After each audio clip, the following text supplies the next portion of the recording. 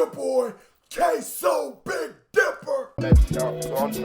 All the drip that she been putting on is just to take it off. I can put you on a plane, the CPA gon' write it off. And today, we are reacting to both part 2 and part 3 that literally just came out of Baby Keem's casino documentary. So I'm gonna do Boss Man part 2 and 3 because I was one behind. You know, my man, and the people not above but equal. Now, this is going to be longer than our average videos, but I'm going to explain to you why I felt it was so important to do.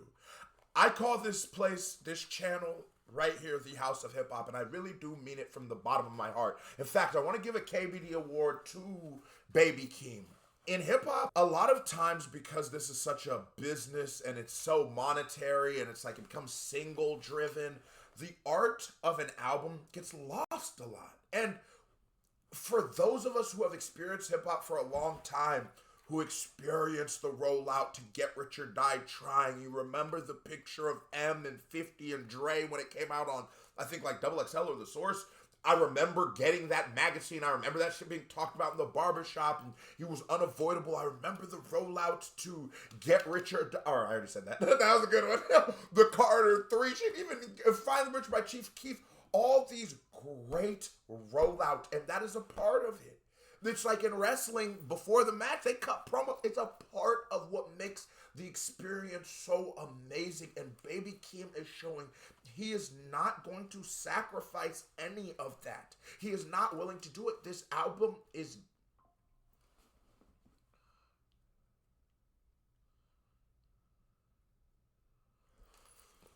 He is doing what I wish so many more artists would do, and that's give a damn about the artistry. Now, with that long intro going, hit that thumbs up button. Let's get to work. Hi, my name is Lakani Govan, and today is my 21st birthday, and hopefully I'm about to go out to the bar. And this Booman. Okay, Booman, say how old are you? You too? Speak up. I'm 2. You too? Yeah. And when is your birthday? March 22nd. Yes. This little boy is very, very smart, and I love him. Give me a kiss. I'm about to take a picture. We about to take pictures too because the camcorder saves it all, and also picture saves it all. When we leave, delete some of the lights because I got a light bill. All right, come on, let's go. And this is so dope, you know, that he was able to make his mom's dreams come true of wanting to create a documentary. And while this is the documentary for Baby Keem's album, this is also the documentary that she shot years ago and she had dreams of producing, and now it's getting put out on that platform. And that is so, that's like so dope, full circle. As a, you could buy her houses, you could buy her cars and shit like that. That's dope. That means a lot. But allowing somebody's art to be, that's a blessing. That is a true blessing. You got to see that for what that is. It's like, this is just such a dope moment. Like, the culture needed this from Keem. Like, we really did. Where my keys at, babe? All right, bye, Boo Man. I can't go sit down. She got the picture. Come on, man. Come on.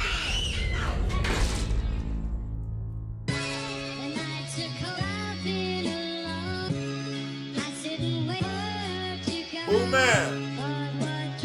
Hard Ducks. Welcome to...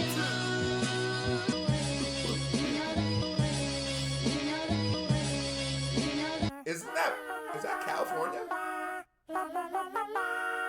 The family moves to Vegas once my grandmother passed away. That's what I thought. Janice just like, know what? I hear Vegas is cheap to live. Let's go ahead and move to Las Vegas.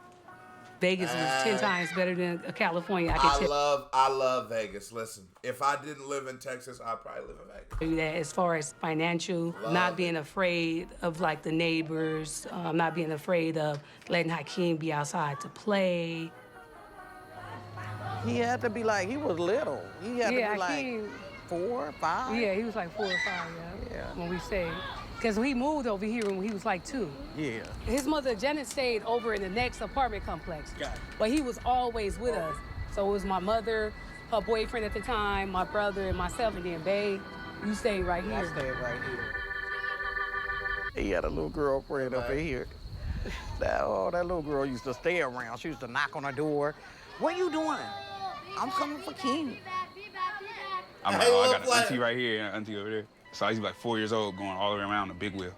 Like take the big wheel and then go eat their food. So I was just that kid that just like always just like running around ever since. Running around. And there's these girls. She's like my girlfriend. I had a couple girlfriends like young player. like 4 years old.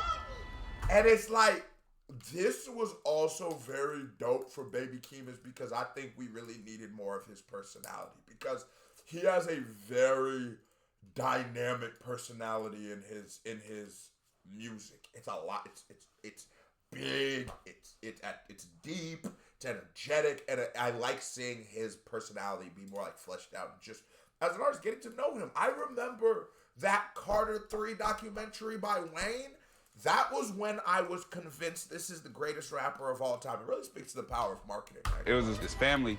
It was just a bunch of girls, and I used to just go over there all the time. And I guess the dad was never home. And then all of a sudden, I go over there. I'm like, bro, there's boards on the window. Like, what the fuck happened? Like the dude did some foul shit, got home, like killed 3 of the siblings. Shit like that would happen. It was like weird shit in Vegas, like.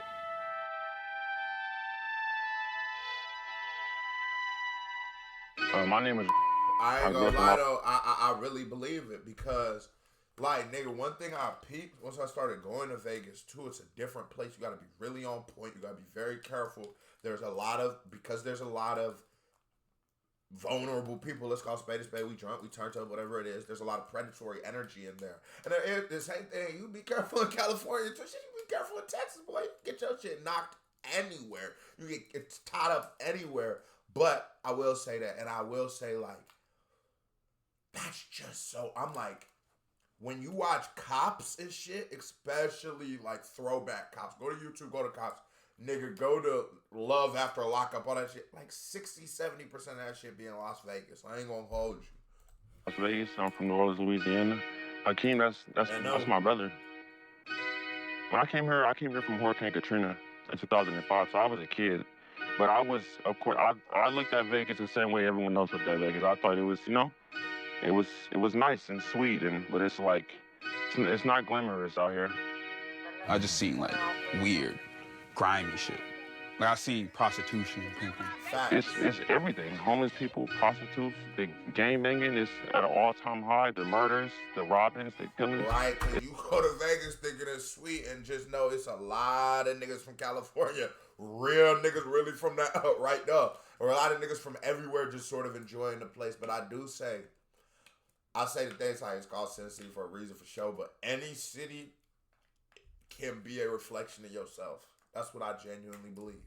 And most cities, you will get out of, especially big cities, you will get out of that city whatever you are.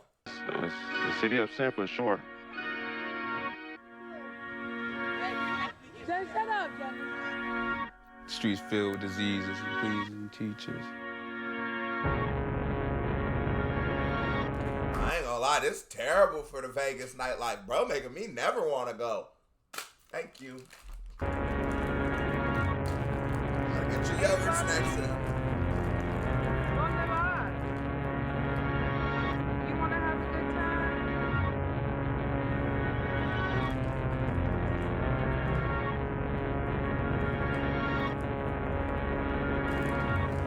Why do they call them 304s? What does that mean exactly? 304. Well, I know what it means, but why do they say it like that?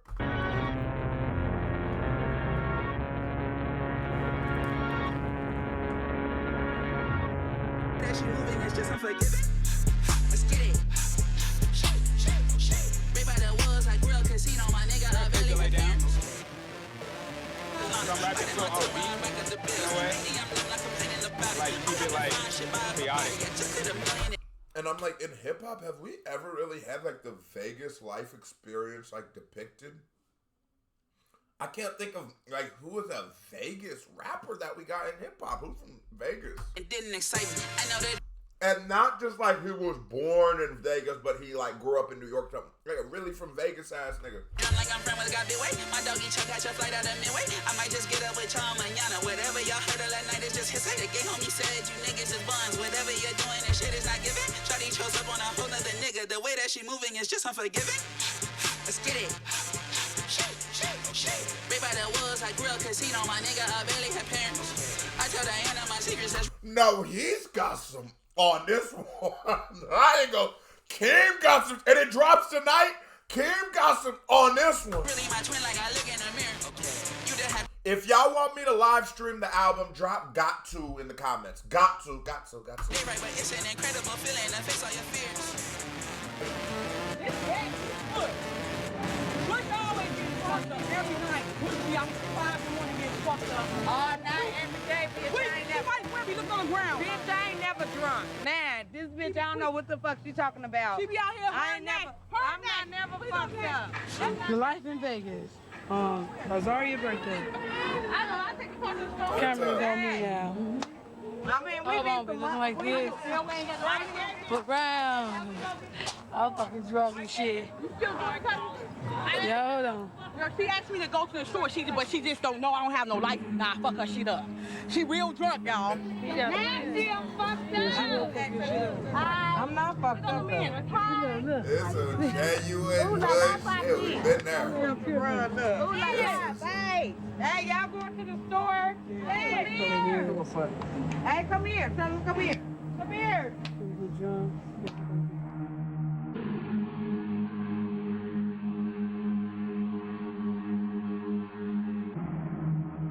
What is going on?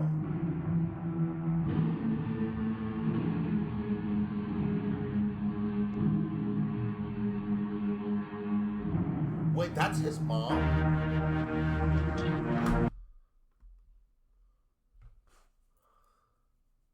Wait, is his mom selling? Well, I don't even want to put that on his mother. I feel dead wrong. Maybe she was just feeling, buddy.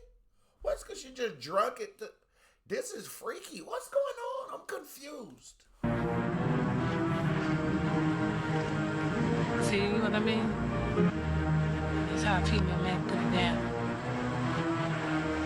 Have a nigga coming out their pocket. Right there, just study couple shit here. I'm like,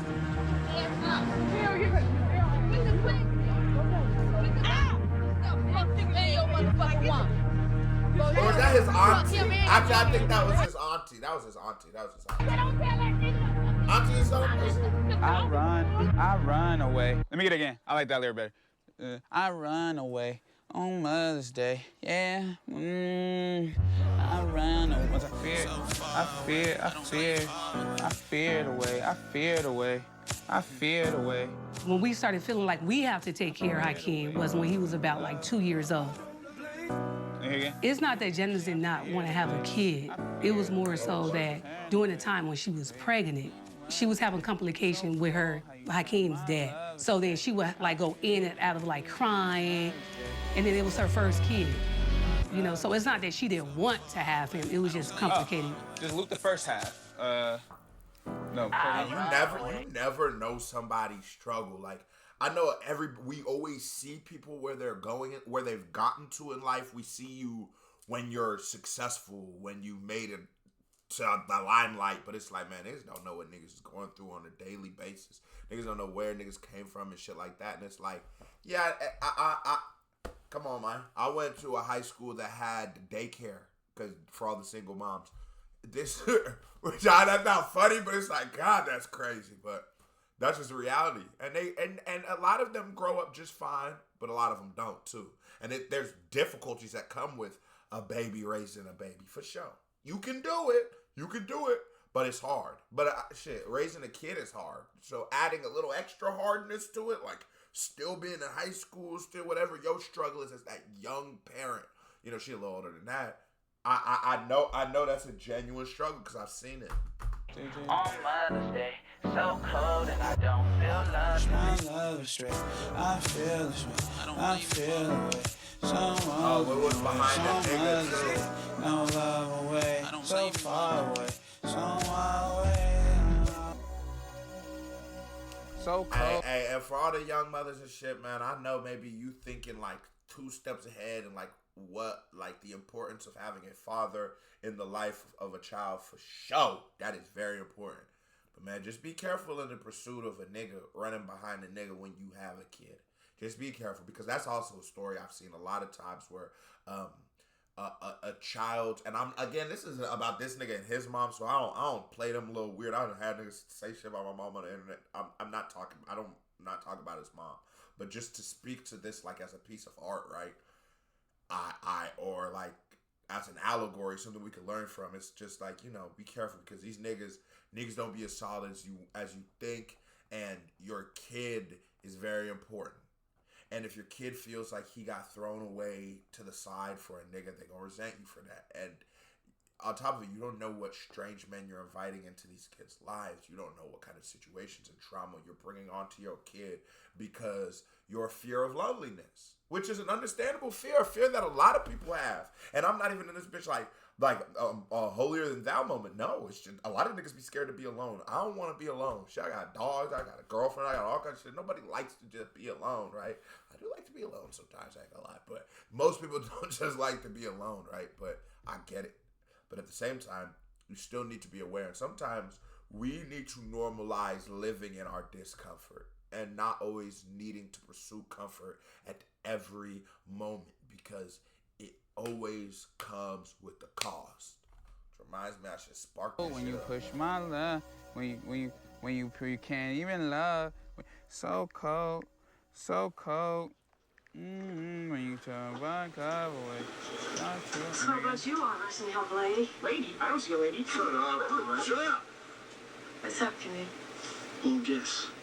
Janet. You got a lot to offer, girl. Man, she was making a real documentary. She You wasn't want to go hiding for a walk nothing. with me and the baby? Look at me. Janet. And do we think it was just like some undiagnosed postpartum depression too? That's a thing too. What's wrong? It could be that too. Well, I'm interested. What do y'all think is the reason that she was? What is the reason that you believe she was doing this? Obviously, she broke up with the relationship. Do you think it was just one of them situations? Do you think it's postpartum? You think it's a mixture of both? What you think is the reason for her in that state? When I come to Vegas, I'm the older cousin. So Vegas, I'm in LA. Vegas, like, you don't take that stretch unless you finna party or do some shit. So I ain't really come out to Vegas like that. But each and every time I did, Hakeem came through to see me, and he was always looking up to me, and he was always thriving to be something. And I seen that in him, you know what I'm saying, early. You know what I'm saying? I heard that. Wait, is that a vest? That's one of them hood bulletproof vests, nigga. You get only thing that bitch stopping is a good BB gun, nigga. And if you got the CO2 joints, you might get through that little bitty shit. Ain't no way in hell that bitch stopping a bullet. Pain of what he been through with his moms, with his family. You know what I'm saying? Being the kid, you know what I'm saying? Being the older brother, I felt all that. When I was talking to Dre in the van, like I said, or is he just wearing two wife beaters? Oh no, y'all niggas too hood for me. Y'all niggas wearing a black wife beater on top of a white wife.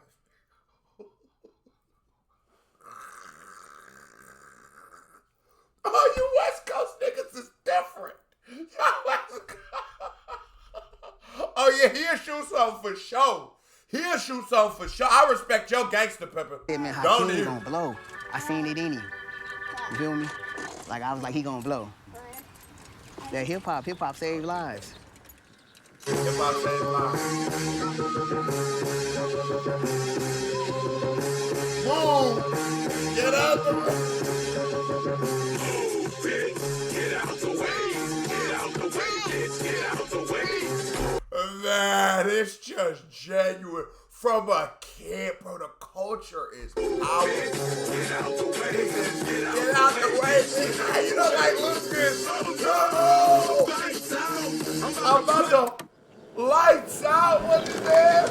I thought we were about to listen to this shit. And the winner for the best afro at the Grammys.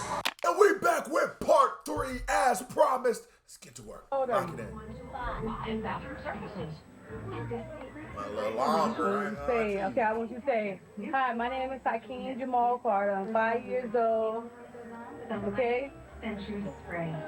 I respect the honesty so much of this documentary, and I respect so much the idea that he's not hiding any of the truth. And I respect it from his mother too, who was filming it, and the auntie, and everybody who was a willing participant in this documentary. It was just so honest, like, nigga, it feels like Snow on the Bluff, like that kind of shit, like found footage, hood document. It's just dope. Hear from your mouth. Well, my name is Hakeem Jamal. I'm 5 years old. How to get up on a chair. Tell me a little bit more about yourself. What you like to do for fun? Play basketball. You like to play basketball? So what you want to be when you grow up? Basketball player. You gonna have a wicked jump shot? Are you guys used to Vegas? Because like almost everywhere you go, they have a slot machines. Like he stayed with his grandmother, be in 7-Eleven, pulling the slot machines down, telling him, stand over there, Hakeem, stand over there. While she playing a few nickels until, you know, they went to the casino, lost the money, couldn't pay the rent, they evict you. Yeah, that's how mama, she didn't pay her rent. Better luck next time. I will say Vegas, one of them bitches that will eat you up. Houston too. See, I'm not somebody who thinks, who tries to play like I'm better than, or like my experience. No, Houston eats you up too, boy. Get to falling in love with strip clubs and being up on Sundays. Get to falling in love with that shit. You gonna end up broke in this hoe too. But Vegas will eat you up and spit you out. It's expensive. It never sleeps. It's moving fast. You gotta be careful. The devil lives out west. I want to say Hakeem probably was 5 years old, or 4 years old when my mother actually got custody. Like, she always had him in her care as a guardian. But now at this time, you have to realize Hakeem, 4 years old, you have to put him in preschool, you have to take him to the doctor. So around that time, that's when my mother was like legally his guardian. My mother was a substitute school teacher, so she taught him how to read, how to write. It won't be no Hakeem if it wasn't for her. Special to you, you're my Because not every angel got wings, man. Not every angel got wings. And for those people in life who genuinely, because how many of us remember a teacher who you could tell they hate their life and they're taking it out on the kids? You know, I think there's a special place in hell for all of you people trying to dim children's light. But for everyone who selflessly poured in, and I mean extra poured in to like the next generation to make them better, man, I pray for the biggest blessings upon you. Hit that thumbs up button, y'all. Okay, so here, try. All right. That's down. Hey, that was tight. What about you, Booman? You want to get your rap on? Booman want to get his rap on. So these were the buildings that when Hakeem, he was staying here with my mom when my mother and Janice were going to do that custody battle. Mama used to stay right there in 4, right? No, yeah, Mama stayed right here. Used to walk straight down It don't his look that parking terrible. lot to his school. She also didn't pay her rent and got evicted out and had to go stay with my mom here in these places because she lost all her money at the casino. God damn. I did. Oh, well, I did. Tell everybody. That casino in there whooping y'all ass. Check. I am not a lyricist. Couldn't move mountains. And is it me or is it the niggas who love to gamble be the worst at it? Well, I don't know what that aim is. for the pyramids, hear from experience. I would tell my lyricist, couldn't move mountains, so I aim for the pyramids. Hear from experience. I would tell my favorite girl, one time, shoo. Mama call me bipolar, grandma call me Booman. Drugs in my baby stroller, needles in the playground sand. My auntie making love to the ice cream man. A child with the wolves, every day I am. That slot machine that nobody help. Niggas gamble with their life, scared to bet on themselves. My grandma gave me a keyboard. Niggas gamble with their lives but scared to bet on themselves. Now, I ain't gonna lie, it's like you don't think of it because I experienced Vegas as an adult and all this shit is like, feels like celebratory moments for me in life, right? But then I'm like, damn, I ain't think about what it would be like for it because I've definitely, like, you know, some of them bitches got some really nice stores in the hood and shit like that. I've definitely got shopping in little hood spots in Vegas, but like, damn, I never even thought of what it would be like to grow up in environments because you're going to be getting a lot of the shorthand of the stick. You're going to get a lot of the nigga water bottle on the strip, $17. Motherfucker. Imagine living like that. Like, damn, I'm not even thinking this.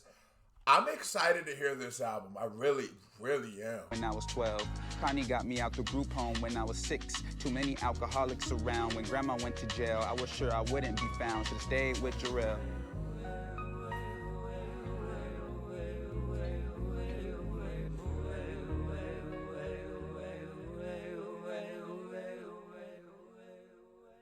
But now we want to introduce this pretty boy Floyd, known as Jarrell, known as K.I. Lyricist, known as Kicking Motherfucking Ass.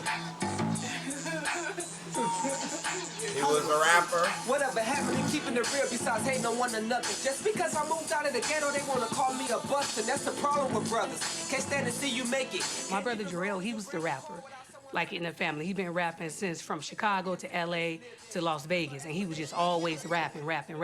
But I was only trying to rap and be a rapper to hang out with my brother and his little crew. I'm falling deep in this game. This nigga is really like a third generation MC.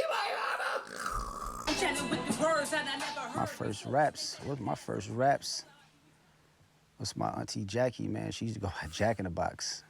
And I just remember being just at awe of them freestyling. Shiny Loke, Chaotic, Jarrell, R.I.P., my cousin, Ammo Arsenal. That shit was like, I don't know, man. That shit was just like magic. Growing up, man, we was all rapping. And you never know. You might really impact the world. Like, who would have thought? Because in her head, you know, let's just say like all of Kendrick's teen years, all of Keem's teen years. Oh, no, because Kendrick would have been popping by then. Okay, but so let's just say all of Kendrick's teen years. His auntie sparked a flame that would literally go on to outdo Michael Jackson. Maybe not performance-wise, but number-wise. He has beaten Michael Jackson super before. You sparked that flame, you ain't even know. You just walking around. And do you know how many times she probably sat down and felt like, damn, my music might have not have been good enough or might not have felt good about herself, not knowing that she lit the fire amongst two people who would go on to light a fire amongst millions. So in a way, you made impacted millions. And what I'm trying to say is what Pac said. And when Pac is like, you know, I might not be the one who changes something, but I just want to be able to spark the mind of the person who might. And it's even deeper than that. You might just spark the mind of the person who sparks the mind, but that's why it's important to be true and to showcase what it is you are to this world, whether it be your thoughts, whether it be your arts, whether it be your creation. But it's you shouldn't have a fear because you don't know how impactful and important you might actually be. And Hakeem, they grew up, they was always the kids that was watching us. They just got to see the raw us, the studio us, the drinking, the drugs, the fights, the arguments. So Hakeem, he used to come to the studio. He was maybe 9 or 10 years old at the time. And from there, he was rapping. Honestly, I didn't even know until one day he came into the room and he was like, I wrote a song. He was like, let's hear it. And it was like, why you never come through? And he was kind of singing it. And then he was just kind of asking my mother to buy him like equipment so he can start producing and making his own beats. Come Through, yeah, I think that was his first song. That was definitely his first song that he put out. But I don't even know what he wrote that. He probably wrote that for a girl or some shit. My name is Juan Martinez, and Keem's my homie. How do I know Keem? I know. This is a very, very canon event, but every nigga is gonna have one Spanish homie who loves to laugh. Every nigga is gonna have one Spanish, and they're gonna have that exact laugh. It's gonna. My name is Juan Martinez, and Keem's my homie. How do I know Keem? I know Keem from high school. No, actually from middle school. We went to the same middle school. First time we actually connected was we went to like a party, and cool as shit got shut down. It got shut down. He didn't have a ride home, so I put him in my car. I was like, come on, let's roll. He was always like just chill, like real funny, just like trying to make a joke out of everything, low key.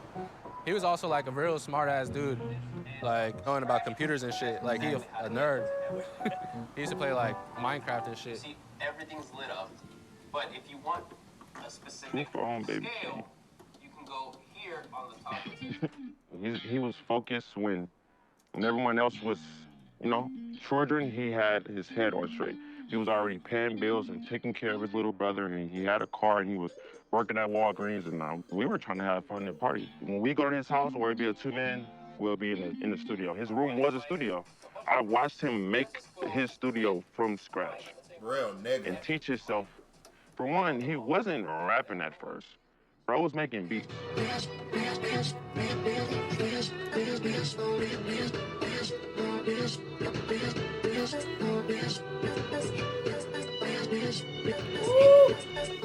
Was I surprised? No, I wasn't surprised. You know why? Because it started off with beats. And I was like, oh, okay, I see what went down here. When I look at think of the gamers, this makes sense. You have to be locked in to sound and tech. It all goes hand in hand. So when he started first sending me beats and shit, I was like, okay, I can see you do this. And he was really good. So I wasn't surprised at that. What I was surprised when he started rapping, I was like, damn, you actually good at this too. That Kendrick is doing a lot of times in hip hop, and the list goes on. I want you to drop in the comments. This is gonna sort of be crazy, but drop in the comments artists who signed other artists and you feel like it hurt that artist, right? I think right now JID is falling victim to the hip hop, sort of the landscape of hip hop changing and not fucking with J. Cole as tough as they once did, and I think it's hurting him too. I do. I think someone like Drake really benefited from Lil Wayne being who Lil Wayne was in hip hop at that time. What Kendrick is doing, how a part of this rollout he is, but not too much, not overshadowing, but enough, just enough. This shows me God, artists can still sign artists and be good.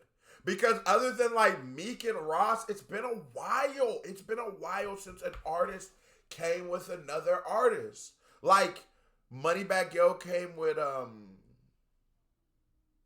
was like Finesse, but Finesse was under. I'm like, who? Who's an artist? Who's the newest artist in it? JID would be the best case scenario. And I just think momentarily he's taking a hit. But I'm like, Baby Keem probably really the best. We'll see what he does first week. Because he understood melodies and patterns more than any young cat that I've heard. It's I got 1,000 fucking cousins, man. 1,000 friends that rap and do music and shit.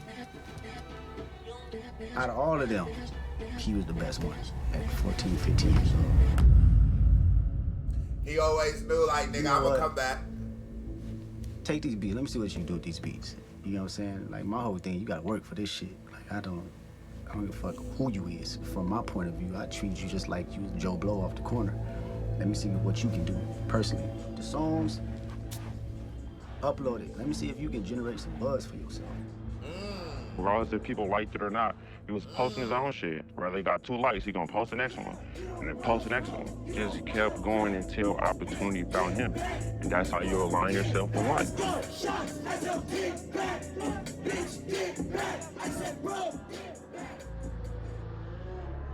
The teachers or principals were calling. Such a unique sound, it's elements of the newer Playboy Cardi-esque. It's elements of it, of that scream rap. But then there's still elements of fundamental conventional hip hop. And I think that whoever is going to be the face of the next arc of hip hop is going to need that. You're gonna need to be somebody who can exist in the modern world. You're gonna need to be a relatively fresh face in the game. And you're gonna also need to be a good rapper, because whether you take through the history of rap, whoever has been #1 is a dope rapper. I don't care who it is. He might not be the dopest at a time. A lot of niggas might say AZ was the dopest, but the biggest nigga always was to the standard. He was never whack. Now the second, third nigga, sometimes you might slide, but let's be real. maybe you're gonna say Vanilla Ice. I'm like, niggas gonna come with Vanilla Ice. But I'm gonna be real with you. MC Hammer is not a whack rapper. If you want to say he's like a dancey corner, but go listen to that first album. That nigga is not whack. That's not how. That's such a unfair description of what that is. But corny, I guess. But then I'm like, you're not really being fair to nigga. This is the '80s and like you or like wait 91. When did Hammer drop his shit? 91 or 89? I don't know. Anyways, shit, fucking 10 years before I was born. But my point being, whoever. Keem and JID are the only two people right now that I see who can fit that mold. An NBA YoungBoy will be a great. Who can he be? He could be like a Meek Mill in like 2016, the unanimous one street nigga. But I'm like, I think YoungBoy will never quite be doing like the. Like he sells 36,000 first week, which is amazing, but these niggas certain niggas have been doing 200,000. You see what I'm saying? Not to talk to the size of YoungBoy because YoungBoy's super hot, but he will never be like the #1 guy in rap. Hip hop's not gonna accept it. He doesn't rap conventionally well enough.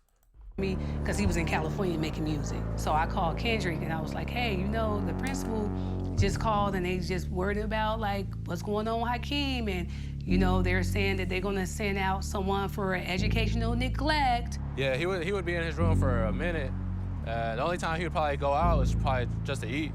But yeah, he'd be locked in his room. Especially like even like end of high school, he was pretty much homeschooled and stayed. Bro stopped coming to school and shit. He came sometimes, but he didn't have to no more. Everyone knew it, but he just came just to, you know, get the glory that he deserves. It's a path.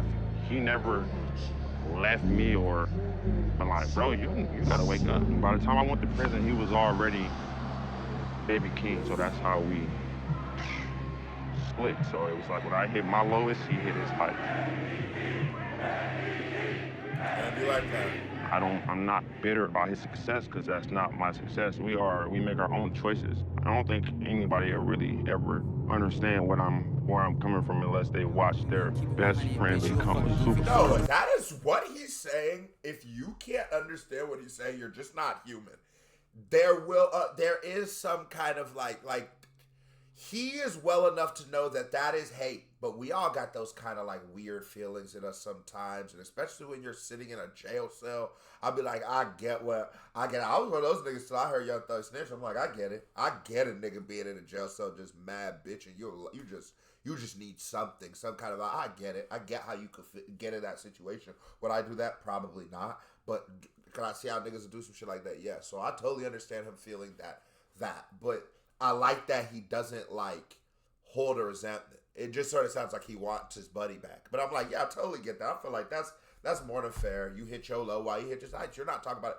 Now watch us go on him. He'd be like the biggest hater of all time. Fuck told you I wouldn't get bigger. Hating that nigga waiting on me to slip up. Who the fuck told you I wouldn't get bigger? It's not trying to get to the chili bitch get up. Nigga like me, I got some bitch get up. Nigga like me, I do. Family ties, Baby Keem and Kendrick. Let's go!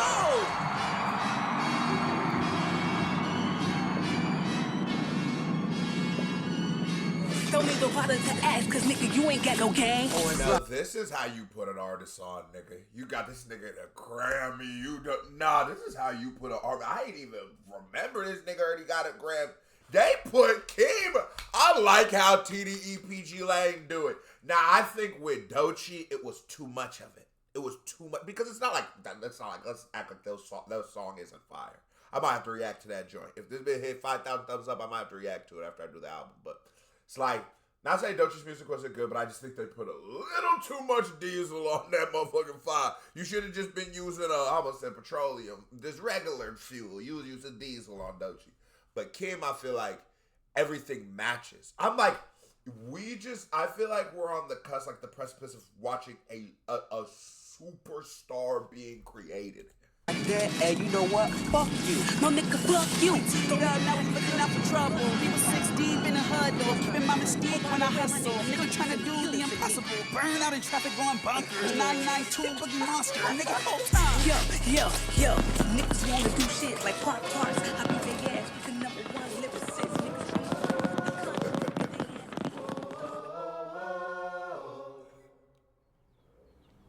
Yeah, this So in documentary got me. Keem brought my mother a house, like in a nice, affluent area.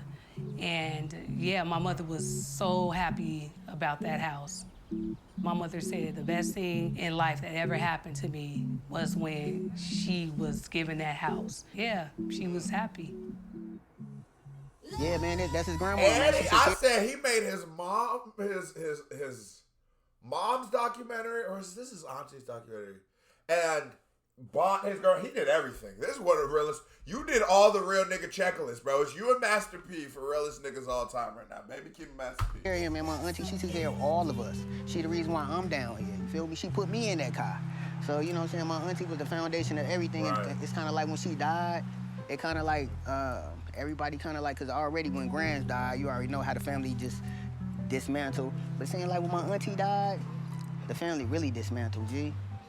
But yeah, man, she took care of Hakeem, man. She took care of all of us. And I know that fucked him up when she died, man.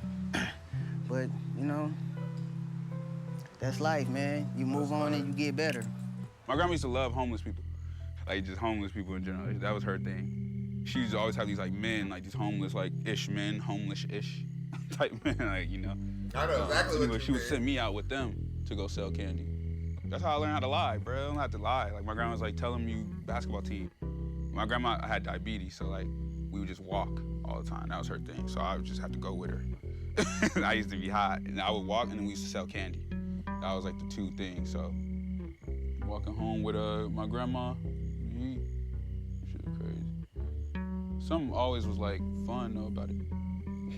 Like, it was, like, a weird, like, that's how thing. So now I look back at it like, damn, that was kind of cool. Like, we didn't have shit, but it was cool.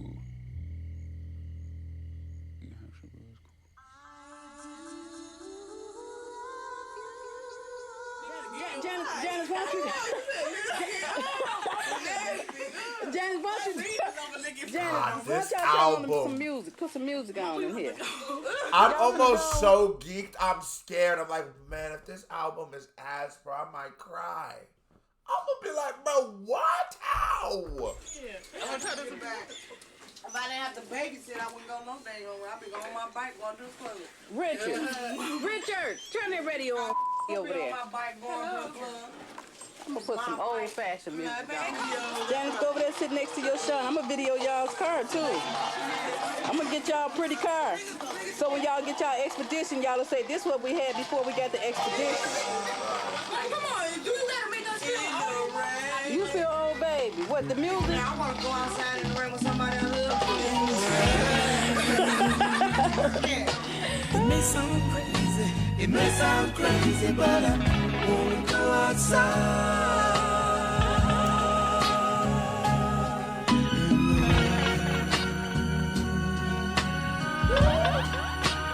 Now this nigga made a movie.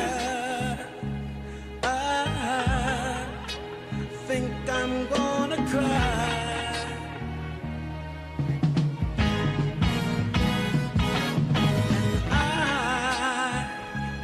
I don't want you to see me cry. Yes. Well, it's time to go. No, I'm about to get on it back. Good night, sweetheart. Well, it's time to go. Hey, man, it's time to go, man. Come on now. It's Mother's Day. It's It's a blessing that we all are here. Everybody is alive.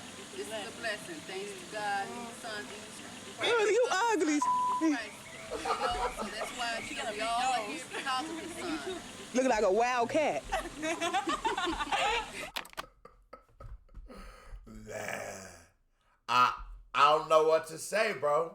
This album is, if this is this build up, this energy, if this story, the documentary, if this is even of the album, God, we're in for it. This was Certified Vibe Check. Hit that thumbs up button. KB family, love y'all. Salute. We out this bitch.